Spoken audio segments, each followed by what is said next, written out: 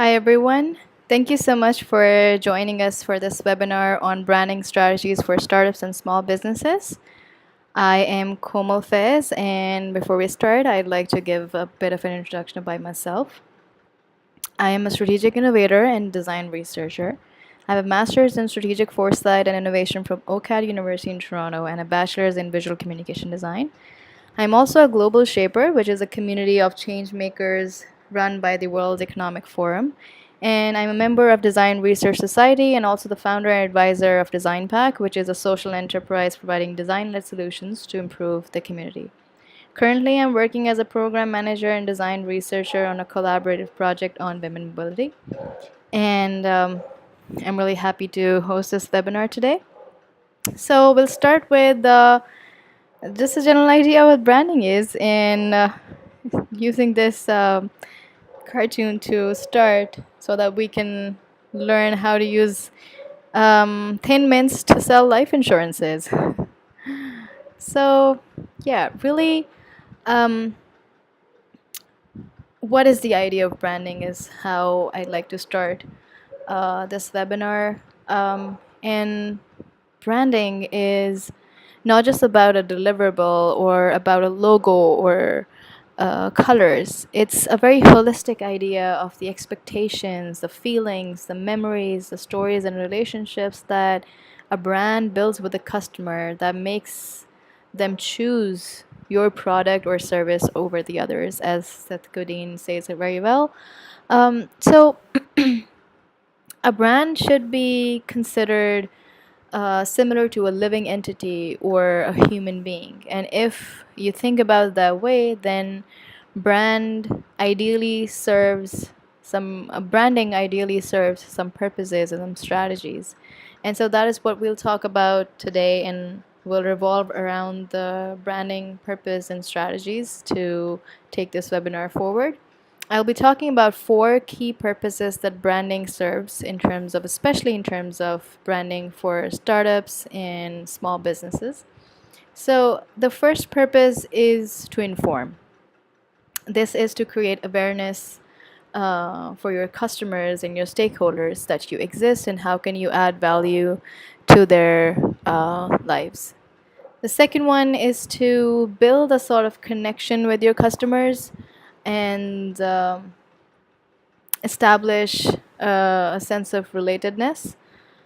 The third one is the call to action. Branding serves a purpose to drive your stakeholders and customers to do something. And last but not least, branding also serves the purpose of reminding your customers and stakeholders that your brand exists. So I'll be talking about each one of them separately, and we'll discuss some of the branding elements that must be considered for each purpose.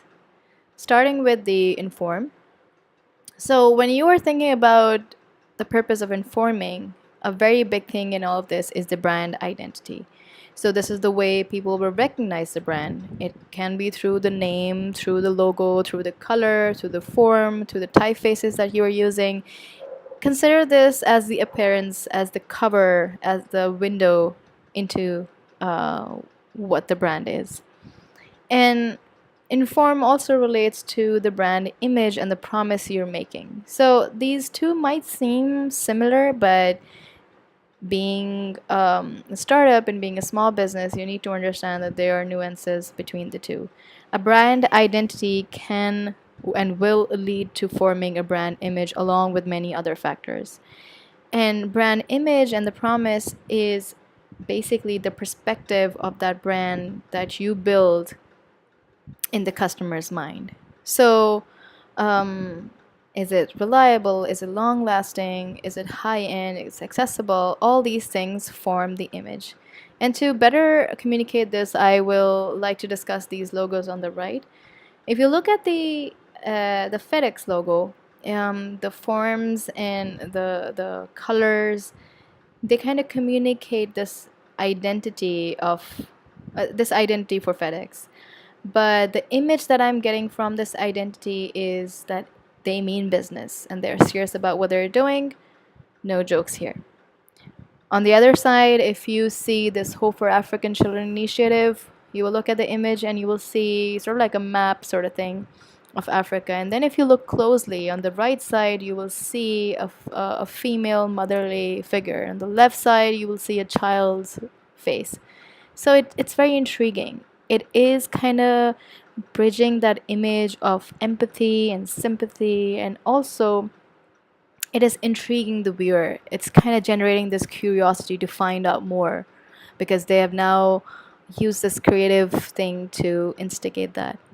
So, in terms of the deliverables that you need to consider when thinking of the purpose of informing through branding, think about having a logo, corporate colors, typefaces, and fonts. Corporate colors are very important, and we will talk about that later. The forms and icons that you will be using. Do you want to go with organic forms? Do you want to go with straight, linear, more geometrical forms? Are you going with bold icons or not so bold?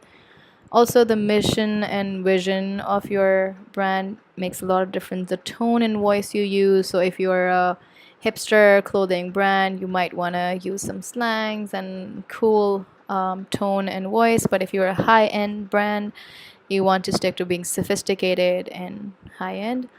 Um, Social media pages and a website is also serve a very important purpose when using branding to inform.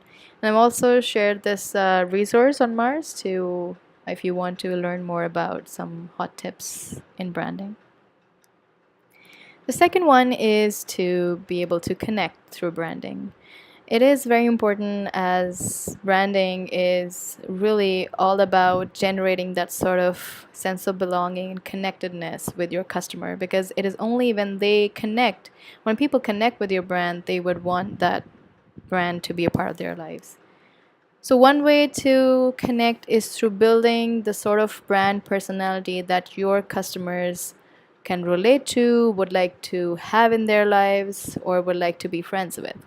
So, brand personality is similar to any human personality. It's if you if you look at a party, people who appreciate cool people are gonna stick around with cooler people. If you see a couple of people who are more talkative, nerdy, they will find they're kind of like-minded people.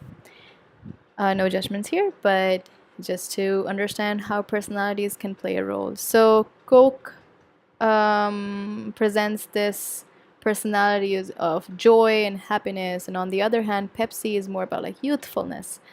While on the other hand, Timberlands is more about ruggedness and rough use and toughness. So all these elements are going to determine the personality you form for your brand and will ultimately lead to forming a connection with your customer.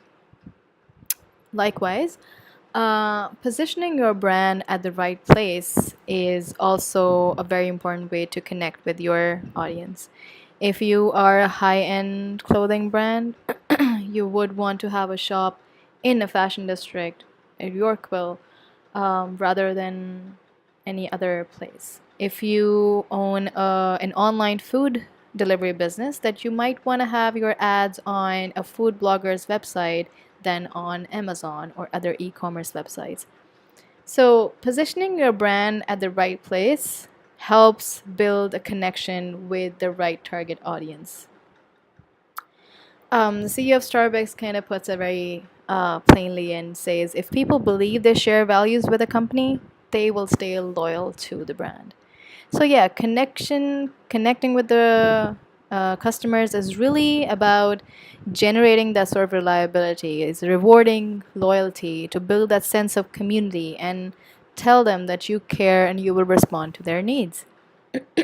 So whenever you're thinking about branding for the purpose of connecting, ask yourself who your stakeholders and your target audience are. Where do they go?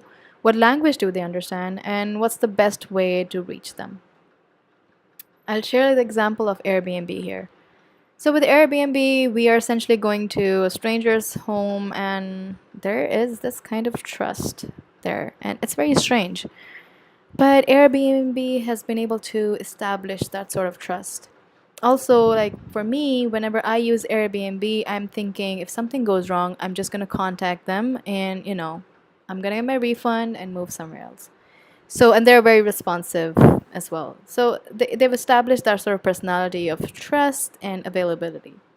On the other hand, Uber is very reliable in the sense that if you are going to a late night party, you know that no matter what, you'll be able to get an Uber and come back home.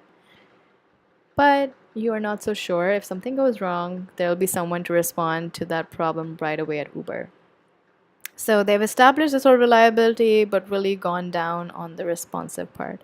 So this is how you can think about the connection you want with your target audience for your brand to have with your target audience. In terms of the deliverables that you can use to connect, direct email or newsletters are a really good resource. It can help establish a personalized direct contact with your customers, especially if you're a startup or small business. The personalized part is what you really need. Social media can be a great way to build a community, to keep people updated, to give them resources and information. Also, having like small events or gatherings, whether online or offline, is a great way to build connection. Email responses are good. And what really makes a difference is that when you hear their feedback, make sure you let them know that you've heard them and it's being recognized. So that also builds a connection. And the third one is the call to action. So, call to action, when that becomes the purpose of your branding, it is basically asking yourself that what is it that you want your target audience to do? Do you want them to buy your product? Do you want them to join a movement? Do you want them to buy a service? Do you want them to be a part of a community? What is it that you're asking them to do? And be very clear about it. You can use deliverables like posters for social media and email. You can use web advertisements, social media advertisements for a good call to action. A good example of this is Patagonia. I love this ad. They have a very clear, apparently a very clear call to action. Don't buy this jacket. So you're intrigued. You're like, Patagonia is supposed to be selling jackets. Why are they asking people not to buy them? And that curiosity starts. And then you figure out, wait a minute, they're actually trying to be more sustainable and want you to repair and reuse and recycle your jackets. So the message is very clear, also has a curious part, also is intriguing, and they know that they are doing this branding for the purpose of uh, the call to action. And then the fourth one is the remind. The previous three would not be that effective if the fourth one purpose wasn't there. So reminding is a big part of staying alive in this competitive world, keeping your brand alive in this competitive world, and it really requires you to keep a consistent branding on an ongoing basis. Keep it alive, keep it relevant, keep hearing people and keep responding, but also be mindful of the balance. Too much of the reminders and you will lose your audience, and too little, of course, no one will know about you. So it also depends on the kind of platform you're using. So if you're getting a lot of Forever 21 emails, I'm sure you must have put them on scam because it's a little too much. But if you are hearing from a company once in a month, then you might be fine with it. So think about it that way. For your brand, if you're using social media, you can do maybe 2, 3 posts or maybe more every day. But if it's email marketing, you might want to engage your customers once or twice a month. And keeping all of these four purposes in mind, I'm going to share a bit about the deliverables that you require in terms of where to start with. If you're a startup, what kind of deliverables you should keep in mind, and if you're a small business and plan to go forward in terms of getting more traction and reaching out more audience, what deliverables you should be thinking about. So to start with, the logo, the corporate colors. Corporate colors are really important. I can't emphasize more. They will help set up a tone for your business, and they also help in terms of the consistency of branding. So let's say you hired one designer for one project and then another for another one. The colors are a great way to keep all of this consistent. Also, fonts play a lot of role in that. So make sure you have these things. A good corporate ID, business card, letterhead giveaways also add to it. Having a basic website is very important. Even if you can't afford a very amazing, out of this world website, just have a basic one page scroll down website so that people can go to that website and find out more about you. Social media pages, free of cost, really good. And then this is a bit of an optional, but it really adds value. If you can have an event or a party or even like an online conversation or webinar or something to launch your business, it is a great way to both inform and connect with your audience. After you have launched, think about email signups. So, email signups is a very great way to um, get these contacts free of cost, and you know these people are interested in your work, and you can reach out to them later when you're launching your products, when you're doing something interesting. So do, even if you don't do newsletters in the beginning, start taking email signups before that. And then social media plays a lot of part. Direct email marketing is amazing to start with, because and make it as personalized as possible. Even if you're sending bulk emails, try to make sure that it conveys the message in a way that it talks from you, from a person to another person. So talk in a tone which says, I would like to do these sort of, would like to provide these sort of services and products to you for your benefit. You know, this kind of tone really sets the connection part of branding. And of course, some discounts and offers could also help. On an ongoing basis, a newsletter is a great resource to keep everyone updated, especially if you are a small business or a startup. Even if people aren't really opening your newsletters every time and not reading through, it's important to send them to them so that they can stay updated with even a glimpse of what's going on. And keep the creative surprises alive. Keep surprising your audience with some information here, some events there, some news, something interesting, visually nice, so that it keeps it alive. And direct email should always be a part of the ongoing branding. Which takes all of us to the cautions that have to be taken care of in terms of thinking of branding. There are a couple of things that you need to be mindful of. The first one is the brand gap. Try not to overpromise and underdeliver. If you are a computer repair company, for example, and you're trying to say, get your computers repaired from us and never worry about computer repairs, then you are overpromising, because computer issues, if you had an issue once, of course your customers are going to come back even if it's after a couple of years. So don't play on that expectation. Instead, you can say, get your computers repaired from us, and you don't have to worry about everyday troubles with your computer. So that way you are giving some sort of promise, but you're not over promising.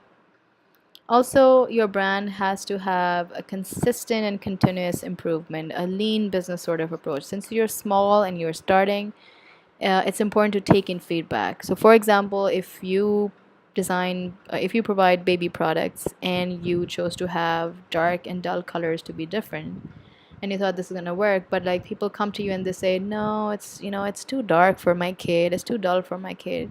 Listen to that. Even if you set something uniform and standard for your brand, if it's not working, get rid of it and evolve, because that is what is going to make your brand better and your branding more powerful. Stay away from too much text. You can't say everything in just one poster or one social media post. There are going to be many ways to say it, so always keep it crisp and to the point. The other thing to remember is, and this is for a lot of small business owners and startups out there, the logo is not there to communicate everything about your business. It is just to cover a window to your business. So make it nice, make it interesting, but don't try to communicate everything. If you look at the logo in the middle, it's trying to tell a lot of things, but Imagine if it was just a bike saying bike store with maybe a clown or maybe not. It would have done its part. So, yeah, always remember that. And I'm sure this must have come across everywhere. You should keep it simple. If you look at the left picture, couple of colors, couple of nice forms, and they're doing their charm. On the right side, orange, white, black, they're keeping it youthful and sophisticated. So whenever you have to decide between something really complex and intriguing versus something simple and plain, go for the simple one because clarity always adds value. So yeah, now we'll talk about some of the resources and costs. I know that being a startup owner or a small business owner, it's difficult to hire external help or paid help. So there's always this option of DIY branding. And you don't have to be an expert, but if you have a good aesthetic, if you have a good sense of direction, this could be great.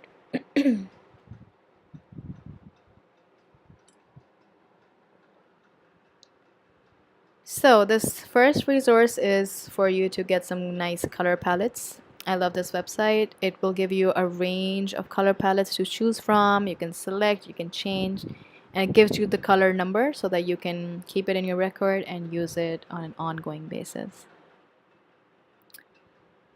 There is this for the logo making. There are some free resources and some paid ones. For the free ones, this logo pony on the left side is really brilliant. It will ask you a couple of things and then give you a range of options to choose from, and then you can tweak them as well. On the right side are some paid options, although I would recommend if you have to pay for your logo, might as well get a designer, whether through upwork.com or through like an in-person sort of thing, a real-time designer in the city. It actually makes a lot of difference because then you can communicate better with the designer. For posters and social media, canva.com is really brilliant. It has a range of templates, it has a range of design options, and it also connects with other social media platforms. A lot of stuff is free, some of them are paid, so I would really highly recommend to make Facebook posts or generally just to make posters, email posters. Use this as your main resource. The concept of bulk posts. So this is, for those of you who don't know, this is a fantastic way to put posts on your social media. What happens is if you are a startup or a small business, you're probably a couple of people doing a lot of things. And updating social media every day, twice as thrice, is not really a possibility. It adds a lot of pressure on you, and you have to take out time from other work. So what this does is buffer.com. You can sit one day and make the post for the entire week or 2 weeks or a month or however long you want. And you can put all those posts with the text, with the time and date those posts need to go on your social media, and set it all up. So on your phone, do connect us on your phone, by the way. You make the post on your computer, but have an app on your phone because the reminders come on your phone. So when the time for your post is there, it's going to send a reminder to your phone saying it's time to post. And all you have to do is click the post button, go to the social media platform, and you're done. So this saves a lot of time, saves a lot of pressure and hassle, and it's really good. For icons and vectors, I will recommend the Noun Project and FreePic. Noun Project is amazing. You can put in a word that is a verb or a feeling or an emotion or an abstract noun, whatever. It will show you amazing icons, and most of them are free, some of them are paid. So use that as your resource. FreePic is good too for some vectors and images. So yeah, hiring designers. I do understand that it's difficult, but for some of you, you might want to go for that option, because I would recommend that getting investing a bit in terms of the uh, design and branding initially actually pays off, and designers really know their job, so it can take a lot of hassle off your mind and give you a really good brand identity to start with. Of course, the best option would be to have someone on the longer term on a permanent basis, but if you are not ready for that yet, there are three options that you can consider. The first one is the per hour um, hiring. Usually, the rates would range from $20 to $70 an hour, but this is the big range. So, a good range for a startup to hire a designer would be $35 to $45. Um, it's a good amount, and you will get a good experienced designer in this range. The other one is the project basis. You can have someone, as I was saying earlier, for the initial branding, for the logo, and for the corporate ID, and for a social media image and website. Especially for the website, you might need one. And you can set up the total amount for that particular project in terms of time they're giving, the deliverables that you require, and how much work goes into it, and you can have a conversation with the designer about it. Third one is the yearly contract. So, in all these three, setting up goals is very important, but in the yearly contract, it is quite possible that the goals can get lost. So, you have to be very clear about what's your purpose in terms of having a designer for the year and communicate that with the designer. Also, when you're hiring someone, check for alignment in terms of whether the person has worked on something before that is similar to your brand, or has an idea that you or has some sort of like an alignment in terms of the mindset that you have. For all these three, and for hiring designers, one important thing is the project or design brief. Some of you might already know it, but this can add a lot of value to the design work if you're hiring designers, and also make sure that there is less gap between what you were perceiving and what the designer came up with. Usually, what happens at the end is that the designer presents the ideas, and you feel like this is not what I was looking for. So, to avoid that sort of conflict, it's important to have this project and design brief. You can always bring your designer back to what you were looking for in the first place. So, the design brief is a document, a written document that covers some aspects of the project. The first thing that you need to make a part of this design brief is to talk about what is your brand. uh, what value does it add, what service does it offer, or what product does it offer, and what is it. It is very, very advisable to use it is very, very advisable to use words to describe the brand image and brand personality that you are looking for. The designer will actually use these words to bring it towards a visualized form. So it is very important to say it out loud. If you remember, we were talking about different personality traits and different brand image. So use those kind of words. If you want your brand to portray a more reliable image, a more trustworthy image, or a more long lasting product, then do mention these words in your design brief.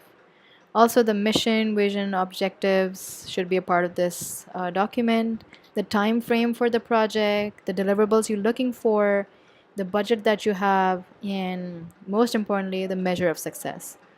What is it that you will evaluate the design on? Are you going to evaluate that on the the words that you provided, the look and feel the designer came up with? Is it going to be about what kind of reaction you get from your first five customers? Like, what is your measure of success? So, this will help reduce any conflict later in the stage. And do discuss it with your designer before setting up this document, because this part is very, very important. So, We are going to wrap it up uh, by sharing some resources. I would highly recommend using the Mars library. It has a lot of resources, videos, PDFs, documents, articles for startups and small businesses, and you should definitely see this. Also, these two websites kind of provide a range of tools, both free and paid, for your startup or small business. And this brings us towards the end of our webinar. I will recap a bit about what did we do and what did we talk about. So essentially, we discussed the four main purposes that branding can offer or branding can use to communicate information about your brand. Um, Always remember that whenever you're designing a deliverable or whenever you're getting something designed for your brand, think about what is the purpose this branding deliverable is serving. Is it to inform? Is it to connect? Is it a call to action or is it a reminder? Your tone and voice, your visuals, your colors, your um, the kind of words and content you will use for the brand all will be based on the purpose that it's serving, and it will make a huge difference the kind of purpose that branding is fulfilling. So as David Breyer says, if you don't give the market the story to talk about, they'll define your brand story for you. So let's not let that happen, and I'm sure this webinar will serve the purpose of helping you define your brand story through the four purposes and through the elements of the brand and through the different deliverables and cautions to keep in mind. Also, please do share if you have any feedback and comments. Thank you so much for joining this webinar. If you have any questions, please do send them. You can also reach out to me on my LinkedIn profile. And thank you so much.